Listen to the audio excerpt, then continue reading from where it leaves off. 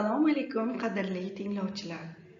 Chet tillarini o'qitishning integrallashgan kursi fani doirasida navbatdagi mashg'ulotimizni boshlaymiz.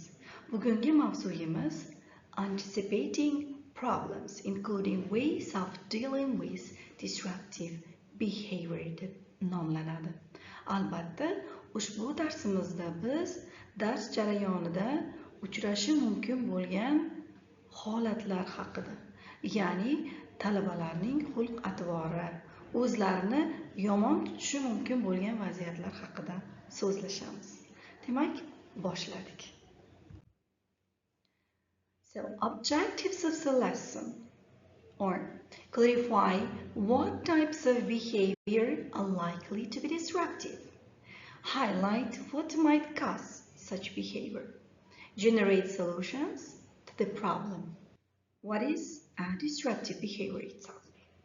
In general, disruption and obstruction include behavior that interferes with, disrupts, or prevents normal classroom functions or activities. Disruptive behavior can range from mildly distracting to clearly disorderly, violent, or even dangerous. What can disruption do? Management problems are any situations that occur in the classroom that disrupt the learning environment or cause distress to either students or their teacher. What can disruption do? First, interfere with the learning environment. Impair the ability of other students to focus, participate, and engage. For novice teachers, it can get them out of the profession even. Or for experienced ones, it can be the bane of their lives. What kind of cause of disruptive behavior? First, general lack of respect, lack of socialization, lack of maturity, lack of attention. Disruptive students are often characterized by interrupting the teacher discussions in a negative way, starting noises and bully other students, not having the desire to study nor listen their teachers and classmates. Here are given some examples for students' disruptive behavior.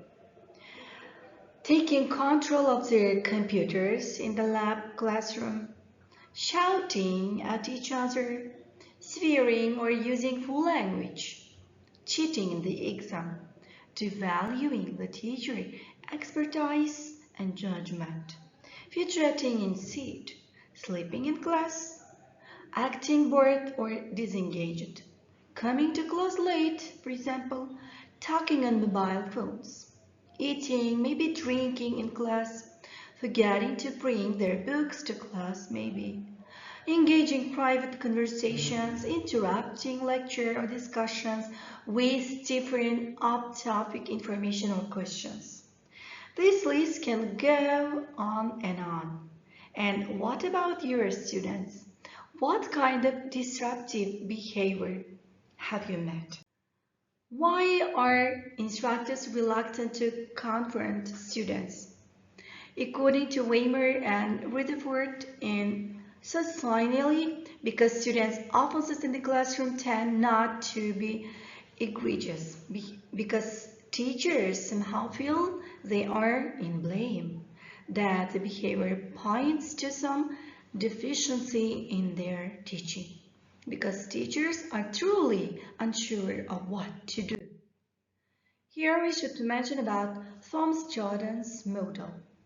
You acquire more influence with young people when you give up using your power to control them, and the more you use your power to try to control people, the less influence you will have on their lives. And what makes students rebel? Jordan believes that overt authoritarian discipline was harmful to the children and teens, leading to antisocial and self-destructive behavior. He also doesn't believe in permissiveness and finds this approach to be just as damaging, Rather, he goes for a middle-of-the-road strategy with the goal of helping people make decisions that help them control their own behavior. This is the most important question. How can we deal with a disruptive behavior? Jordan's method here should be mentioned. Misbehavior is an adult concept in which a child's action produces undesirable consequence for the adult. For example, he or she owns the problem. If, however, a student displays behavior that interferes with the class, the teacher now owns the problem. This is the teacher's problem.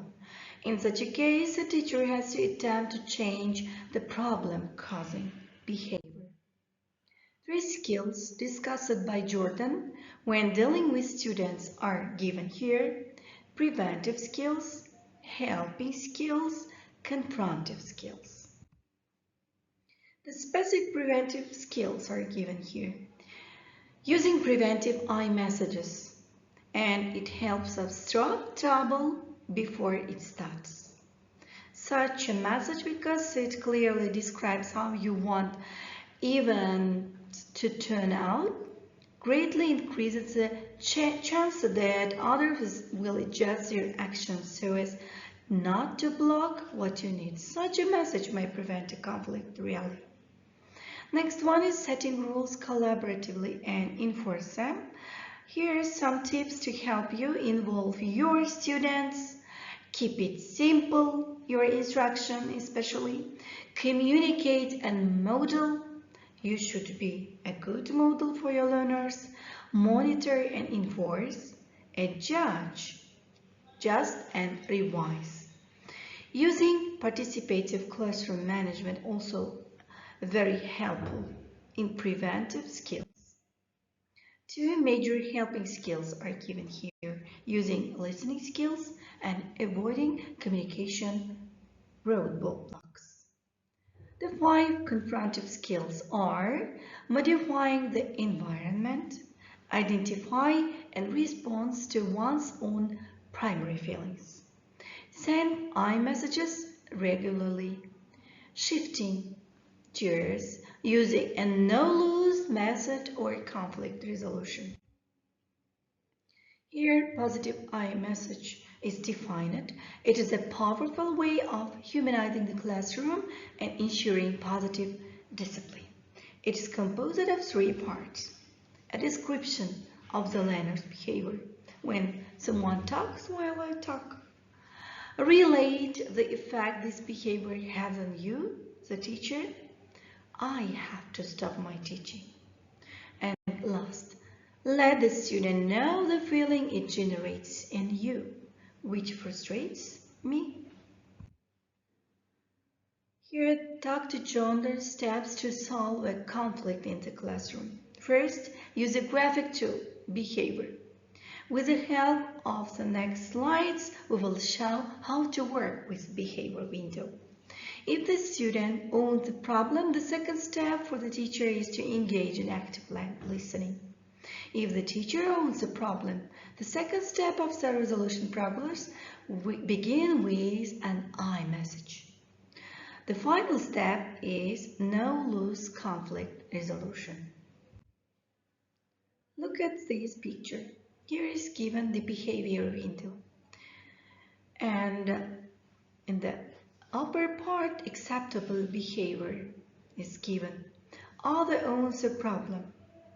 Helping skills will help us. No problem. Relationship skills will help us. And here is given, as you can see, a line of acceptance, and in the lower part of line of acceptance, we are given unacceptable behavior, where I own a problem is written and we own a problem. I own a problem will be solved by confronting skills, and we own a problem will be treated by conflict resolution skills. Let's conclude our lesson. Set the norms and expectations. Here we mean rules from the very beginning and reinforce them. Draw up a contract if it needs. Students read and sign it, for example. Be a role model. Deal with disruptive behavior earlier. Know your students very well. Conclusion. Continuation. Don't take students' behavior personally. Try to understand them. Utilize resources which are very interesting for your learners. Convey your interest and concern to the student. Discuss the problem openly with students.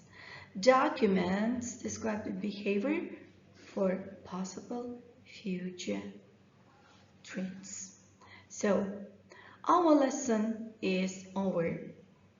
Information which I aim to give is given. I think they are very helpful for your future teaching. Demak ki bugungi darsimiz yakunlandi. Keyingi darslarimizda uchrashguncha